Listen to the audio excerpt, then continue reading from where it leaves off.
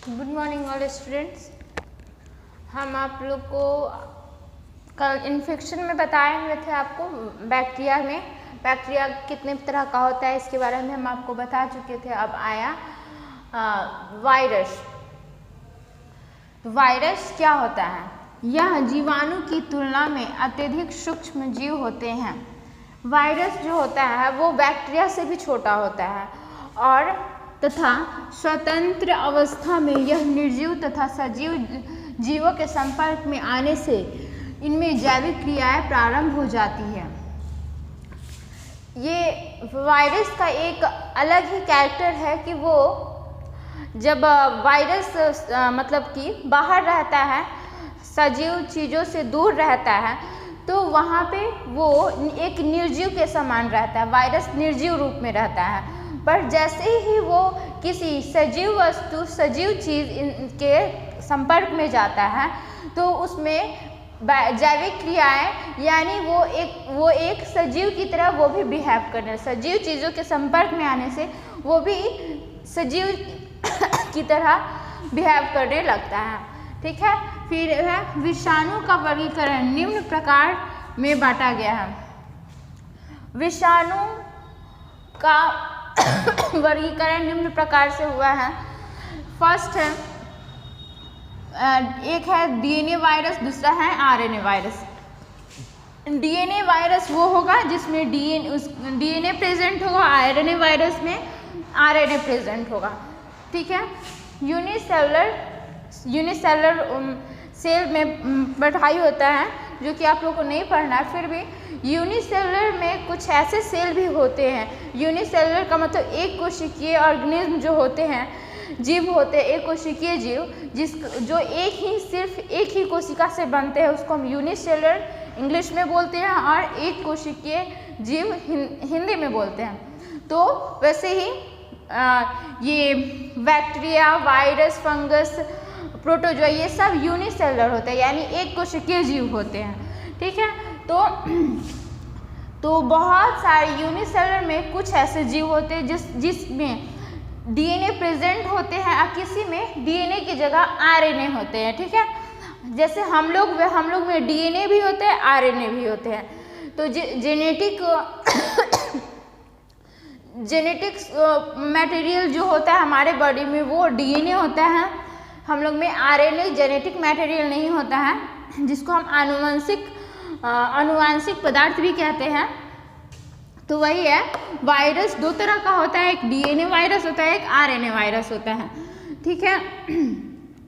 तो DNA virus किसको कहते हैं? इसके अंतर्गत वैसे विषाणु को सम्मिलित किया जाता है जिसमें द्विगुणन का मतलब होता है डुप्लीकेशन, यानी एक से डबल होना।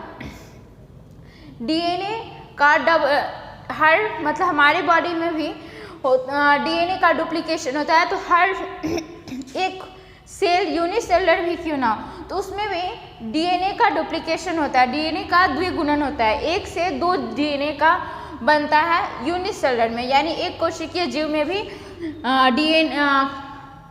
डीएनए का डुप्लीकेशन होता है, यानी डीएनए का द्विगुणन होता है। तो वही है कि मतलब डीएनए वायरस में वैसे विषाणु को सम्मिलित किया जाता है जिसमें द्विगुणन डीएनए द्वारा होता है।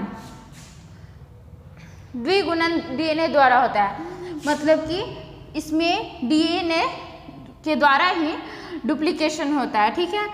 तो अर्थात आनुवंशिक पदार्थ डीएनए होता है।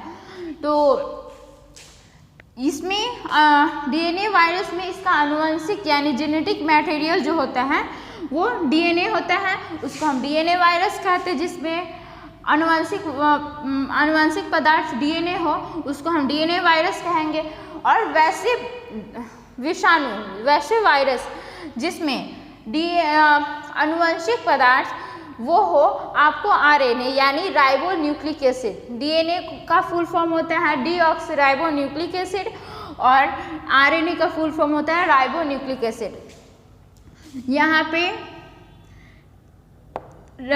डीऑक्सीराइबो, डी का मतलब है डाई हो गया, डाईऑक्सीराइबो न्यूक्लिक एसिड हुआ, यानी डबल आरएनए मिलके डबल राइबो होगा तो इसलिए डीऑक्सीराइबो हो जाता है। ठीक है। तो यहाँ पे तो डीएनए का फुल फॉर्म हो गया डीऑक्सराइबो न्यूक्लिक एसिड, और फिर ये हुआ आपको राइबो न्यूक्लिक एसिड। तो फिर है डीएनए वायरस कितने तरह के होते हैं, तो फर्स्ट है पॉक्स वायरस, चिकन पॉक्स होते हैं तो वो वायरस के कारण होते हैं। एक वेरिसेला जोस्टर होता है, एक वेरियोला जोस्टर होता है, वेरियोला होता है, ठीक है। तो ये पॉक्स वायरस हुआ। फिर है हर्पीज वायरस, फिर है एडेनो वायरस, पर्वो वायरस, फिर हेपेडोना वायरस।